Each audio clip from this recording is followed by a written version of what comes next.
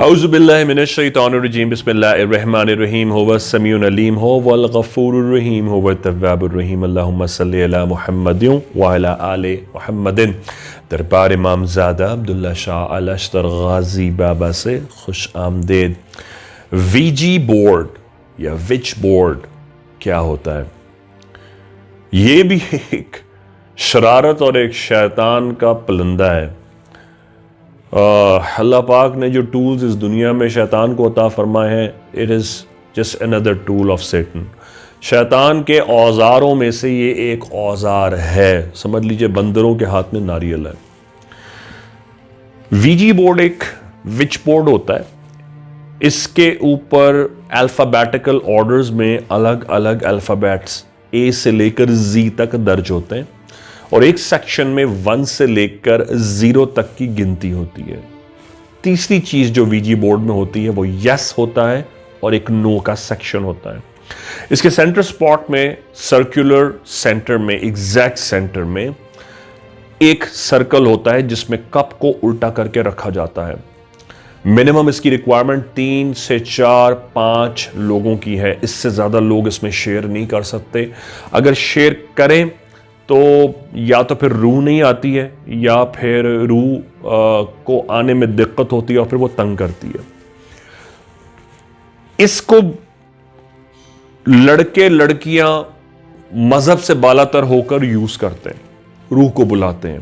अब जाहिर है जिनको उनके रिलीजन ने इसके फैक्ट्स और एस्पेक्ट्स और इसकी जो खुसूसियात हैं वो नहीं समझाई हैं, वो इसे अपने मज़हब की निगाह से ही देखते हैं। तो ज़ाहिर है अगर आप क्रिश्चियनिटी में या जुडिज़म में देखें या किसी और मज़हब में देखें तो ज़ाहिर है वो अपने मज़हब के हिसाब से बुलाते हैं जितनी उनको नॉलेज होती है। हमारे यहाँ इस्लाम में रूह को अव्वल तो बुलाया ही नहीं जाता, क्योंकि ये रूह को एक अज़ियत और तकलीफ़ देने के मुतरादिफ है। रूह को तकलीफ़ होती है, बिला ज़रूरत रूह को बुलाना ही नहीं चाहिए। औलिया अल्लाह, सूफिया, असफिया, सबसे बढ़कर आले रसूल ने इसकी ममानियत फरमाई है और सिर्फ उन्हीं को इजाज़त बख्शी है जिनको ये ज़रूरी चीज़ों की कवायद पता हैं कि सिर्फ बहुत क़तई ज़रूरी बात हो तो उसे बुलाया जाता है, ताकि आम लोगों को ये बात समझ में आ जाए कि इसे फ़न के तौर पर और खेल तमाशे के तौर पर नहीं करना चाहिए। अब ये हकीकत हमारे रिलीजन में तो डिफ़ाइन कर दी है, लेकिन बाकी रिलीजन्स में ये नहीं है। बाकी रिलीजन्स में रूह को बुलाने के बाइबल से तरीके हैं और वो पढ़ते हैं और वो फिर रूह आ जाती है। वो कहते हैं कोई रूह यहाँ से गुजर रही है तो वो आ जाए, फिर वो उसे क्वेश्चन करते हैं। अब इसमें उनको ये भी नहीं पता वो अच्छी रूह है या बुरी रूह है। अगर बुरी रूह आ जाए तो बस समझ लीजिए जहां वो आई होती है वो उस घर का एंड होता है। अच्छी रूह भी बाज़ दफ़ा आ जाती है, लेकिन आपको पता है मुशरिकीन की ज़्यादातर अरवाह तो जहन्नुमी है। उनका तो मकामी जहन्नुम है, तो वो अच्छी कैसे हो सकती हैं? वो तो अपना अजाब पा रही हैं। तो जब उनको आप अजाब से उनके बुलाएंगे तो आकर तहस नहस करके तो जाएंगी, और यही हाल होता भी है। हमारे मज़हब में उनको बुलाने की ममानियत है और जो कुछ रिस्ट्रिक्शंस हैं, ज़ाहिर है वो मैं इस सेगमेंट में तो एक्सप्लेन नहीं करूँगा क्या तरीक़ा है बुलाने का, क्योंकि फिर मेरे और दूसरे मज़हब के लोगों में क्या फ़र्क हो गया मैं भी तो आप लोगों को फिर बता रहा हूँ। मैं आपको ये सिर्फ कॉन्सेप्ट क्लियर करना चाहता हूँ ताकि बच्चे बच्चियों को गुमराह कोई ना कर सके। उन्हें पता हो कि हमारा रिलीजन की रिस्ट्रिक्शंस क्या हैं, हमारे मज़हब की पैरामीटर्स क्या हैं, और हमारे मज़हब ने इज़्ज़त का जो मकाम मखलूक को बख्शा है, अरवाह को बख्शा है, जिन को बख्शा है और इंसान को बख्शा है, उसको हम महसूस कर सकें, उसका हम एहसास कर सकें। और ये रिस्पेक्ट अगर हम नहीं करेंगे तो हमें इसके नताइज भुगतने होंगे। अब कुछ लोग उसको जब बुला लेते हैं और रूह जो है वो उस कप के नीचे आ जाती है। अब ये कप उल्टा रखा हुआ है, शहादत की एक उंगली या एक उंगली रख कर वो कप के ऊपर फिर दुआ पढ़ते हैं। अब वो उससे पूछते हैं कोई रूह जा रही है तो आ जाए। वो उसको सेंटेंस को रिपीट करते हैं। जब रूह आ जाती है तो वो कप खिसक कर यस पे चला जाता है। वो कंफर्म करते हैं क्या रूह है, तो कप थोड़ा सा मूव होगा और यस पर ही सर्कल करके वापस यस पर आ जाएगा। सो अगर वो उसको जब भेज देंगे वहाँ से और ये पूछेंगे फॉर एग्जांपल क्वेश्चंस में येस और नो जिस तरह आता है तो पूछेंगे कि क्या तुम मेल हो, तो वो कहेगी येस, और अगर वो नहीं है तो वो कहेगी नो, और अगर वो फीमेल है तो वो येस कहेगी वरना वो नो कहेगी। इसी तरह जब वो एग्जिट करती जाती है तो वो फिर कप येस पे या नो पे रखा रह जाता है। इसी तरह लोग रूह से डेट्स पूछते हैं, अगर रूह की नॉलेज हो तो रूह आंसर करती है। अक्सर अरवा में इतनी कैपेबिलिटी, कैपेसिटी, आंसरिंग का टेम्परामेंट होता ही नहीं है, तो वो आंसर क्या करेंगे। इसलिए कुछ अरवा गलत आंसर भी करती हैं। तो अक्सर अरवा के जो आंसर्स लोगों के जो कंप्लेंट्स होती हैं उसमें इसलिए गलत हो जाते हैं कि उन्होंने एक बेवकूफ़ की रूह बुलाई होती है। जाहिर है आम इंसान की नॉलेज जिस तरह होगी, मर के भी उसकी वही नॉलेज होती है। तो जो उसने हासिल अगर इल्म नहीं किया है तो क्या मरने के बाद उसका इल्म ग्रो थोड़ी करेगा, इल्ला ये कि वो औलिया अल्लाह, आले रसूल, रिलीजन, मुसलमान और वो अल्लाह से खौफ करने वाली रूह हो, तब उसके दर्जात बुलंद होते हैं। सिर्फ दीन इस्लाम ही वो वाहिद मज़हब है जहाँ मरने के बाद भी रूह के दर्जात बुलंद होते हैं, बाकी मज़हब में ऐसा नहीं है। तो जब वो रूह आ जाती है, अगर उन्होंने उसको बुलाने का सलीका नहीं सीखा है तो वो फिर उनको तंग करती है, बर्बाद करके जाती है। पाको हिंद बरसगीर में भी लोग तमाशे के तौर पर वीजी बोर्ड या विच बोर्ड को यूज़ करते हैं। इस सेगमेंट का मकसद आपको इसका कॉन्सेप्ट भी क्लियर करना था, और आपको मैं इसका एक वाक़या भी कोट करूँगा ताकि आपको ये हकीकी तौर पर समझ में आ जाए कि अगर हमारे बच्चे शौकिया कर रहे हैं और अगर हम किसी को करता सुने तो हमें उसको अपने हाथ से, अमल से उनको मना करना चाहिए। ये आप समझ लें उन बच्चों की जान बचा रहे हैं, हरगिज़ उनको ना करने दें, क्योंकि वो फ़न के तौर पर करेंगे, खेल तमाशे के तौर पर करेंगे, उनकी ज़िंदगी बर्बाद हो जाएगी। क्योंकि 99.99% चांस है कि अच्छी रूह वो नहीं बुला सकते, क्योंकि जो अच्छी रूह औलिया अल्लाह की होगी वो सारी उम्र भी गार में बैठे रहें, कप लेके कभी भी नहीं आएगी, क्योंकि अल्लाह पाक ने उनको इतनी ताकत दी हुई है। बदरू फौरन आ जाएगी, गुजरने वाली आम रूह फौरन आ जाएगी। रावलपिंडी के शहर में मेरी कज़न ने मुझे ये वाक़या सुनाया, आज से 25 साल पहले की बात कर रहा हूँ, आई थिंक 30 ईयर्स बल्कि बैक।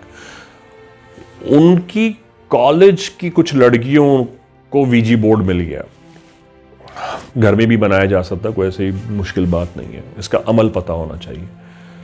उनको वीजी बोर्ड कहीं से मिल गया, उन्होंने 3 सूरतें पढ़ी, वो ख़ास 3 सूरतें जो पढ़ी जाती हैं अव्वल आखिर दुरूद शरीफ के साथ, और फिर एक जुमला कहा जाता है कि कोई नेक रूह यहाँ से गुजर रही है, इसको 3 बार रिपीट किया जाता है तो वो इस कप के नीचे आ जाए, और सब ने हाथ रखा होता है। 5 लोग तो 5 चिराग जलेंगे, 3 लोग हैं तो 3 चिराग जलेंगे, इससे ज़्यादा रोशनी नहीं होनी चाहिए। ये इसकी एक शराइत में से एक शर्त होती है। अब उन्होंने ये कहा कि यहाँ से कोई बदरू अगर गुजर रही है तो इस कप के नीचे आ जाए, और फिर हंसने लगी, ठट्टे मारने लगी। 5 की 5 लड़कियां थी, वो 5 लड़कियां, कैन यू बिलीव इट। और ये उनको जिस तरह लड़कों को मस्ती सूझती है, लड़कियों को मस्ती सूझती है, तो उन्होंने ये शैतानी हरकत में आके ये किया। अब जब रूह को भेजा जाता है, उसकी ये आयत दोबारा पढ़ी जाती है और उनसे कहा जाता है अब आप चली जाएं। तो जैसा मैं शुरू सेगमेंट में बता रहा था, वो चली जाती है, तो कब यस पर रखा रह जाता है। वो रूह आ गई तो ये थोड़ा सा घबरा गई। इस वीजी बोर्ड पर जो शराइत है, उनमें शराइत ये भी है कि जितने भी इसके जो कंटेस्टेंट्स हैं, जिस पे भी इसमें शामिल होने वाले हैं, वो अपनी फिंगर नहीं हटाएंगे जब तक कि रूह चली ना जाए। एक फर्ज भी नहीं हटाएगा, वरना उस पर वो भारी हो जाती है। अब वो बदरू आ गई, कप हिलने लगा, इन्होंने सवालात कर डाले। उसने अपनी शादी का पूछा, उसने अपनी शादी का पूछा। लड़कियों के लिए प्राइमरीली यही क्वेश्चन होता है, शादी कब होगी। फिर उन्होंने इस क्वेश्चन से आगे नेक्स्ट क्वेश्चंस करना उससे शुरू किए। अच्छा ये बताओ, वो लड़का था, उसका ब्रेकअप हुआ था उस लड़की के साथ, तो वो आजकल जिंदा है या मर गई? उसने कुछ आंसर यस नो में कर दिए। फिर कहा अच्छा वो जो मेरी एक दोस्त है ना, वो अपनी एज गलत बताती है, हमें शक है उस पर, वो इतनी उम्र की नहीं है, उसकी डेट ऑफ बर्थ बताओ ज़रा। नंबर्स पे चलेगी, उसने डेट ऑफ बर्थ बता दी उसकी। अगेन जो रूह की कैपेसिटी होगी वो अपनी नॉलेज के हिसाब से बताएगी, इसको 100% ना समझा जाए क्योंकि उसकी जो नॉलेज है वो उसके हिसाब से बता रही है, लेकिन जिनको नॉलेज होती है वो बिल्कुल परफेक्ट बताती हैं। ये सही बात है जिनको पता हो। तो सारी बातों में 10 सवालों में से 10 के 10 सवाल दुरुस्त नहीं होंगे, कुछ सही भी होंगे, मेजॉरिटी गलत भी हो सकते हैं। Again it is dependent upon the knowledge of the spirit. अब उन्होंने सवाल किए, ये बताओ तुम कहाँ रहती हो। वो अल्फ़ाबेट्स पे गई और उसने अल्फ़ाबेट्स पे जाकर उनके घर का नाम लिख दिया।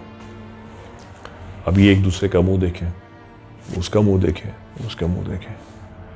इन्होंने फिर पूछा कहाँ रहती हो, तो उन्होंने, उस रूह ने उन बच्चियों के फादर का एक एक करके नाम बताना शुरू कर दिया। कहा मैं इसके घर में रहती हूं, मैं इसके घर में भी रहती हूं, हालांकि उन्होंने तो अभी बुलाया था उसे।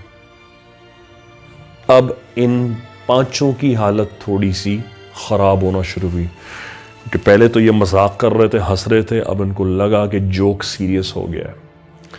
अब इन्होंने इससे कहा ये बताओ कि तुमने किसी को मारा है।